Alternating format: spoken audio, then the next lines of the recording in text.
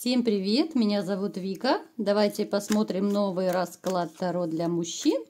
Почему она психует? Как всегда, настраивайтесь на расклад. Для энергообмена ставьте лайк, подписывайтесь на канал, делитесь видео с друзьями. И смотрим, в каких энергиях вы сейчас находитесь.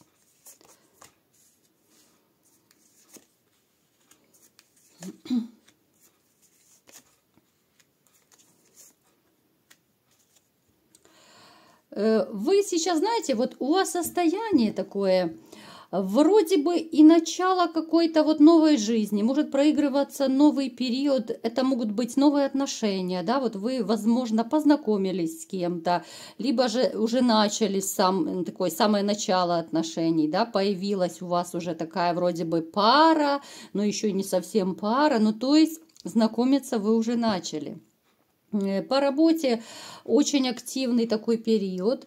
Вы, возможно, даже больше, чем раньше начали работать, как-то вот полностью погрузились в работу. Очень такой у вас, знаете, сейчас вот начинается такой позитивный период. И я бы сказала, что больше даже позитивный настрой. Если вот раньше у нас в раскладах больше выпадало как-то вот пессимизм какой-то, да, то сейчас уже более такая светлая карта пошла, более оптимизма появилась у вас.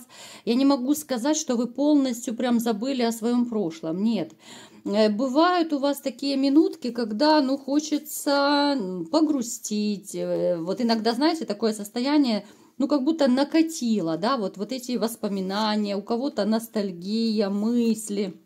То есть бывает, вот накрывает вас. Причем вот в вашей жизни проигрывается именно какое-то вот либо это предательство, либо вранье, очень серьезное вранье, которое, конечно же, осталось и в вашей памяти, в вашем сердце, и в душе осталось. Но опять же, уже у вас... Либо же, как я сказала, начались новые отношения, вот знакомства, может быть, у кого-то появились. Ну, то есть новый абсолютно период у вас уже начался. Хотя и не без такого вот осадка о прошлом. Бывают у вас такие периоды еще, знаете, вот, ну, то ли, ну, как это назвать, вот, ну, не можете себя собрать. Я имею в виду в том смысле, что вот какая-то ситуация бывает, что ну не хочется ничего делать, да. Вот бывают такие моменты, когда вот хочется просто лежать, никуда идти, никуда не бежать, ничего. Периодически это, я не говорю, что это постоянно, но вот накрывает, да, вот какая-то такая, то ли это апатия, то ли это может еще быть усталость физическая, усталость моральная, да. Особенно это касается тех, кто работает тяжело, либо же, там, я не знаю, по 12 часов в сутки работает. Ну, то есть бывает, вот накрывает такой апатичный период. Хотя, в принципе, я вам скажу, жизнь у вас начинает налаживаться. И это очень и очень большой плюс. Вот вы настолько нацелены на новые отношения, вот у вас сейчас вот такой период начинается, когда у вас в приоритете вот личная жизнь. Это касается абсолютно всех, и тех, кто уже познакомился, и тех, у кого еще нет пары, да, потому что это общий расклад. Смотрите, вот у вас настрой все-таки больше на семью. Я не скажу, что у вас настрой просто на роман, нет. Вот именно серьезные, стабильные отношения должны быть у вас по жизни. Вот вы так относитесь, у вас должна быть только одна единственная женщина, да, вот вы ищете ту единственную, кто еще не нашел. То есть это может быть либо же от воспитания еще идет, это ваш круг, это ваше мировоззрение, в конце концов, что вот должна быть какая-то порядочность, должна быть одна женщина, а вот эти девочки-однодневочки абсолютно не интересуют. Этот момент, кстати, тоже проигрывается очень часто в раскладах, я думаю, вы это заметили. Итак, смотрим, какая же женщина пришла к нам на расклад. Женщина, которая, ну, скорее всего, она предала, да, скорее всего, здесь проигрывается измена, здесь предательство однозначное. Женщина, которая ну, прям так и хочется сказать, выносила вам мозг. Но выносила его до такой степени, так умело, так усердно, да. Вот с ней я не могу сказать, что вы, особенно вот в последнее время, когда вы с ней были, там жили, я не могу сказать, что вы были счастливы. Абсолютно, от слова совсем не были с ней счастливы. Человек-манипулятор, человек такой, ну, знаете, вот я называю таких людей подстрекатели, да, вот она такая и вашим, и нашим. Она такая вот, ну, двуличная, что ли. Вот она может о людях вообще вот по жизни, это не только вас касается. Вот она может в глаза, допустим, мило улыбаться человеку, а за спиной, там, за глаза разные гадости говорить. И это касается и вас, и других людей. Вот такая она двуличная, такая неискренняя. В общем-то, после этой женщины, ну, реально, вам было очень и очень плохо. Я думаю, вы все поняли, что это ваша бывшая дамочка.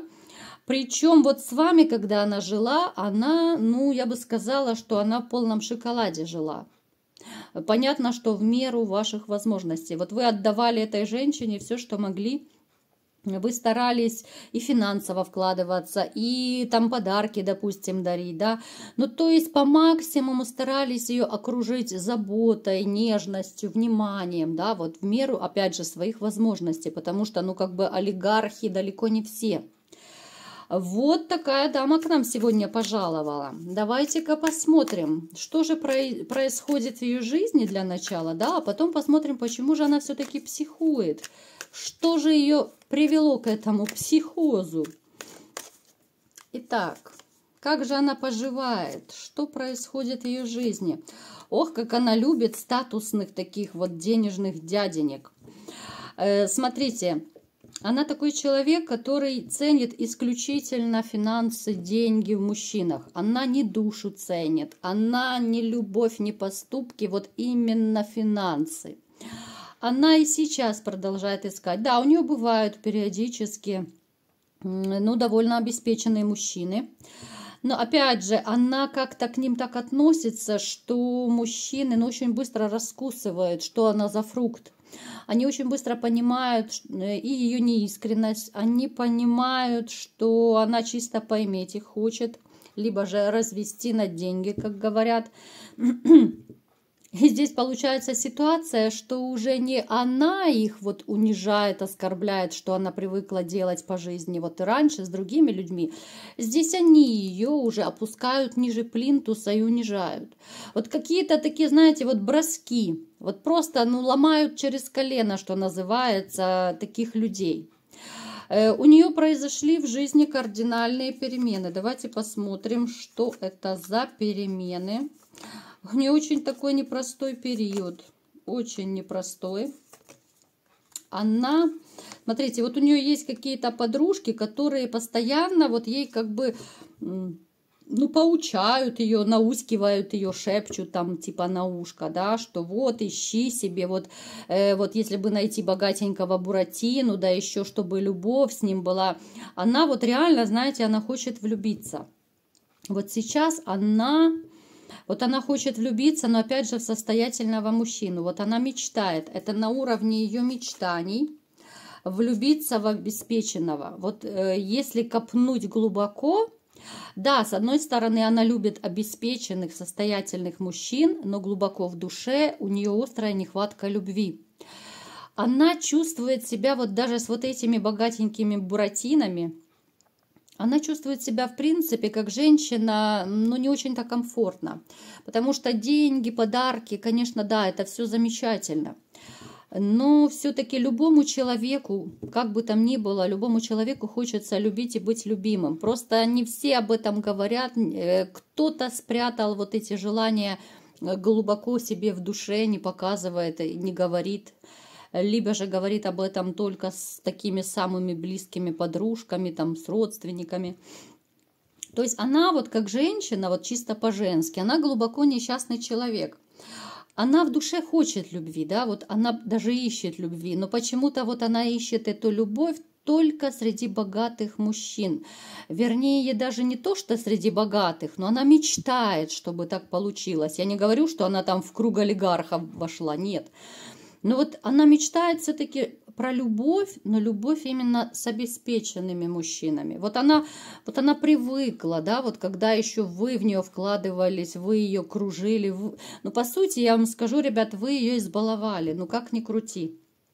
Я сейчас никому не упрекаю, никому не ставлю в упрек это. Я прекрасно понимаю, что вы это делали, потому что любили человека, да, вы вкладывали душу, сердце, финансы, время, все, что могли, вкладывали. Но тем самым вы избаловали. Я уже не один раз это рассказывала в своих видео, да, кто меня смотрит, тот знает. Ну, для новичков, да, кто у меня в подписчиках, новые подписчики, либо же гости канала, я еще повторю. Когда мы любим человека, да, нам хочется вкладываться, нам хочется как можно больше делать для человека. Мы живем, мы дышим, да, вот любимый человек необходим как воздух просто. И мы, конечно же, готовы задарить, залюбить. Мы до последней копейки пытаемся вложить деньги, да. Но поверьте, вот такая вот забота, она начинает рано или поздно душить. Потому что привыкают люди и к хорошим моментам, и к плохим. Но так устроена наша психика. Люди очень быстро привыкают. Поэтому я всегда говорю, вот как психолог, да, вот кто не знает, что я профессиональный психолог, помимо того, что я таролог. Поэтому у меня такие вот, ну, довольно необычные психологические расклады таро. Я думаю, вы все заметили, что у меня совершенно не такие расклады, как у других тарологов. Более таким простым языком, да, вот я не рассказываю туз пентаклей, дама жезлов и так далее. Я вот по-простому, да, я знаю, что вам это нравится, таким легкодоступным языком вам это все поясняю. То есть, смотрите, нужно всегда дозировать. Даже как бы вы сильно не любили человека, нужно дозировать и свое внимание, и свое какое-то, вот я не знаю, вкладывание, да, если можно так назвать. Все должно быть в меру. Бывают моменты, когда нужно уметь отказать даже любимому человеку. Я не говорю, что нужно ссориться, там, ругаться. Это деликатно, конечно же, все делается. Ну, то есть дать человеку понять, что у вас тоже есть какое-то личное время, у вас есть личное пространство, в конце концов у вас есть тоже характер. И иногда даже любимого человека в каких-то моментах нужно, ну так, тактично, деликатно, но ставить на место. Потому что очень быстро ваша половина начнет борзеть и просто пользоваться вашей любовью и вашей добротой. И отсюда, конечно же, пойдут все вытекающие последствия. Поэтому довольно часто вот из-за вроде бы чепуховых каких-то недоразумений это переходит в глобальные скандалы, в разрывы, в измены и так далее. То есть все должно быть дозировано. Женщина не должна чувствовать, что вот она придет домой, а дома, ну, извините за такое сравнение, ну, ждет верный пес, который готов тапочки в зубах держать, да, и все делать по любому зову. Ну, поверьте мне, ну, это женщины... Ну да, ну поначалу они это любят, это классно, это прикольно, да, когда вот такой мужчина готов на задних лапках. Ну, во-первых, мужчины тоже не очень красиво выглядят вот в таком свете перед женщиной, да. Получается, смотрите, с одной стороны мужчина готов вкладываться, да, готов на задних лапках там кружить женщину. С другой стороны... Ну, женщины не очень ценят и не очень любят таких мужчин. Вот я вам сейчас, может быть, кому-то я глаза открыла, кто-то, может быть, это знает, вот такой момент. Но не любят женщины таких вот, ну, почему-то вот нонсенс такой, безотказных таких вот мужчин, ну, не любят. Понимаете? То есть вот такой мы вот противный народ женщины, да, вот хоть я и сама ею являюсь. Ну вот, с одной стороны, нам хочется любви, а с другой стороны, когда мужчина начинает вот все для тебя, ну это надоедает. И мужчина как-то, ну, становится, ну, я не могу сказать, что слабаком, но это сильно будет так грубо сказано. Ну, как-то опускается вот в наших глазах, вот в женских глазах, понимаете? Поэтому я вас призываю, умейте дозировать, да, умейте дозировать и внимание, и заботу. Дайте, ну, покажите женщине, что вот извини, сегодня я не смогу, там у меня будут там то-то и то-то дела, там я буду чем-то занят. Это не значит, что я тебя перестал любить, нет. Но просто вот есть я, да, со своими потребностями, со своими хотелками какими-то. Вот, то есть это все абсолютно нормально, быстро и легко объясняется. Чтобы женщина не знала, что вот, допустим, вот он мне каждый день какие-то подарки дарит, да, вот бывают такие женщины, говорят, боже, он мне уже цветы каждый день дарит, они мне уже тошнят просто, понимаете, до чего доходит? Я думаю, вы поняли, к чему я веду. Пусть это будет дозировано, да, вот на цветах я вам пример привела, это и подарков касается, еще каких-то моментов. Пусть эти цветы будут каким-то вот реально подарком судьбы, не подарком судьбы, а подарком вот сюрпризом будут, да.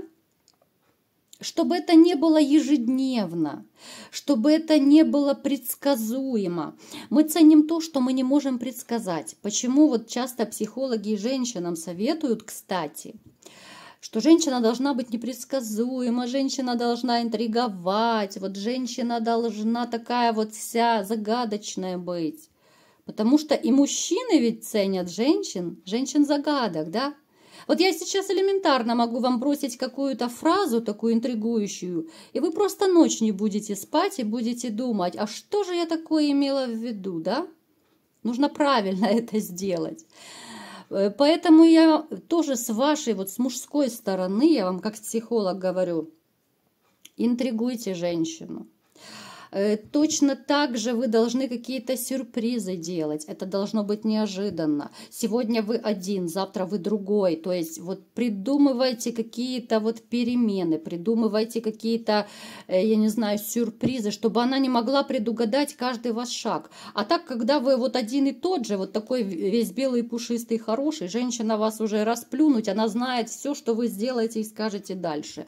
Ну, неинтересно. Понимаете, получается, вы как прочитанная книга будете.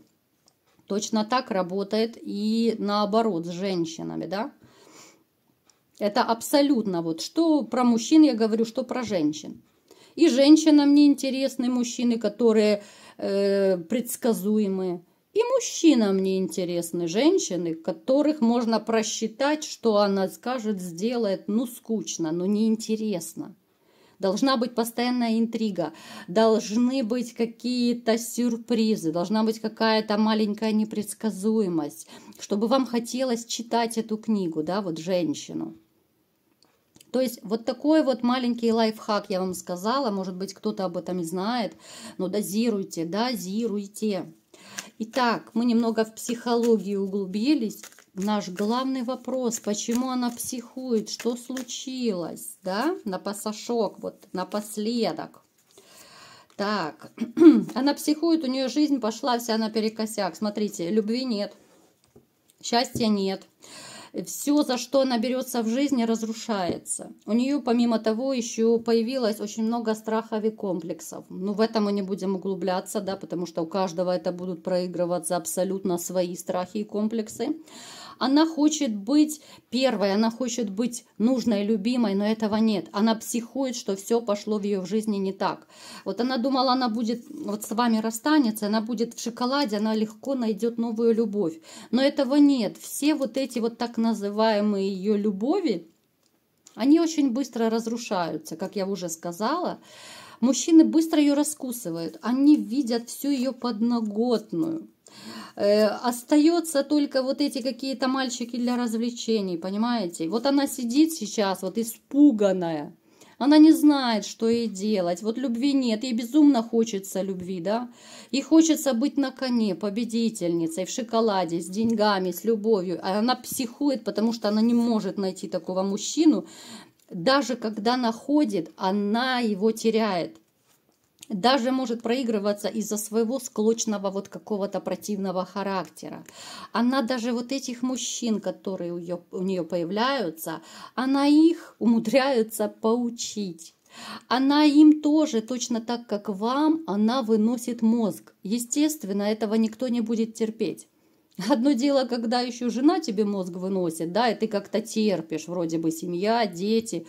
Ну, как-то начинает просто женщина, с которой ты встречаешься, и с которой тебя, в общем-то, ничего не связывает. И когда она начинает выносить мозг, ну, это, конечно же, никто не будет терпеть однозначно. Поэтому вот она психует, что вся жизнь пошла не так, как она планировала. Все не так легко и просто. Все пошло куда-то не туда. Ну, в общем-то, я понимаю, что это бумеранг. Это такой бумеранг она получила. За все воздается в нашей жизни. Поэтому вот такая вот история, ребят, она психует, у нее все пошло наперекосяк в жизни. Любви нет, счастья нет, нужной себя не чувствует, любимой не чувствует. Да еще и полно страхов и комплексов. Ну, конечно же, об этом она вам не поведает. Вот такой был расклад. Кому понравился, ставьте лайк, подписывайтесь на мой канал, делитесь видео с друзьями. И всем пока!